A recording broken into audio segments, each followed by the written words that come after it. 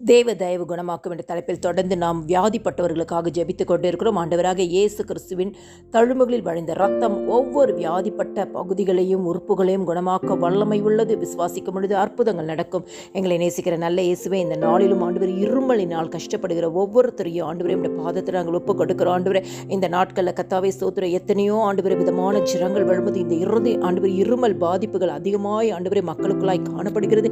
கர்த்தருடைய ஆவியானவர் இந்த நாளிலும் ஆண்டவர் இருமல் இல்லை ஆண்டவரே ஒரு விடுதலை கொடுக்கும்படியாய் இயேசுவின் கரத்திற்குள்ளாய் ஒப்பு கொடுக்கிறோம். ஆண்டவரே, அந்த நுரையீரலை கர்த்தர் தொடும்படியாய், கர்த்தாவே அந்த லங்ஸ்ல இருக்க எல்லா பிரச்சனைகளையும் மாறும்படியாய், எல்லா வறட்டு இருமல்களும் ஆண்டவரே மாறுபாடான இருமல்களும் மாறும்படியாய் இயேசுவின் கரத்திற்குள்ளாய் ஒப்பு கொடுக்கிறோம். ஆண்டவரே, ஏசாயா 41:10 சொன்னது போல, நீ பயப்படாதே, நான் உன்னுடனே இருக்கிறேன், திகையாதே, நான் உன் தேவன், நான் உன்னை பலப்படுத்தி உனக்கு சகாயம் செய்வேன், நீதியின் வலது கரத்தினால் தாங்குவேன் சொன்னீங்களப்பா.